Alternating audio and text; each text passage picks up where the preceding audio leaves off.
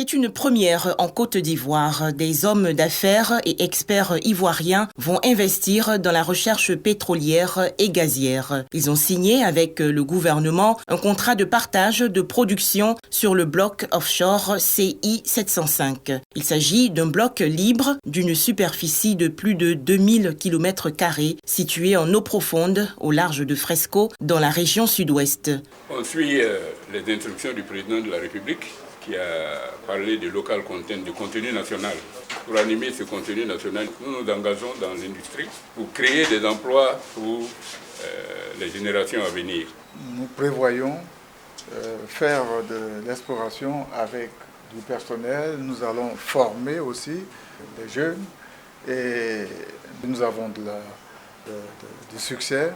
Eh bien, on pourra faire du développement et de l'exploitation pétrolière. Le ministre des Mines, du Pétrole et de l'Énergie, Mamadou Sangafoa, a exprimé sa satisfaction et encouragé les initiatives locales. Pour ce qui est des investissements, c'est un montant de 23 milliards de francs CFA qui est espéré, qui est un engagement espéré sur les 7 ans.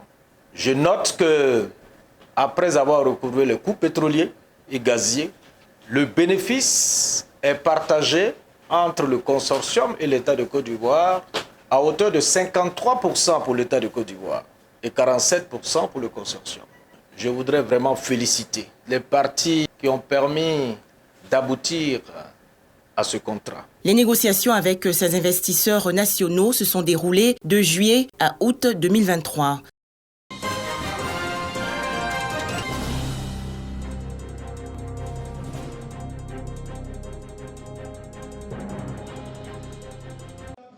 Les conseillers régionaux de Béquet et leurs invités accueillent chaleureusement le président du conseil régional, Jacques Assaouré Kounan, désormais ministre de l'Environnement, du Développement durable et de la Transition écologique. Un honneur fait à toute la région de Béquet par le président de la République, Alassane Ouattara, en intégrant au sein du gouvernement un de ses illustres fils. Fait majeur de cette réunion du conseil, l'examen et l'adoption du programme triennal 2024-2026. Le programme prend en compte différentes réalisations au nombre desquelles 19 actions et 78 opérations. Il vise tous les domaines, entre autres les routes, l'éducation, la santé, le soutien aux femmes et aux jeunes. Coût global, plus de 11 milliards de francs CFA. Un programme triennal transitoire qui continue les actions menées par la commission spéciale avec l'inscription de quelques actions nouvelles. Les représentants des autres partis politiques au sein du conseil régional de Béquet, notamment le PDCI-RDA, ont marqué, de par leur présence, cette deuxième session. Une présence saluée par la représentante du préfet de région et le président du dit conseil. Béquet prône désormais le vivre ensemble dans la paix et la cohésion.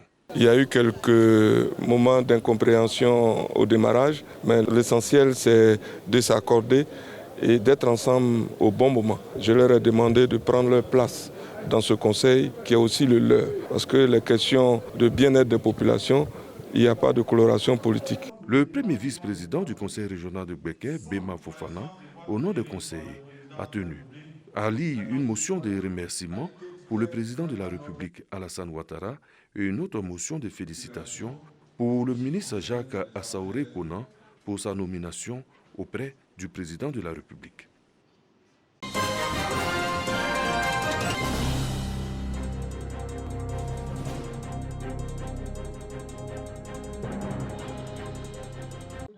Ils sont 18 élèves, les meilleurs de leur promotion, issus des établissements primaires et secondaires du Sud Comoé, du Moronou et de l'Indéné-Guablin, en un mot, du district autonome de la Comoé qui viennent d'être honorés par les premiers responsables du district autonome de la Comoé.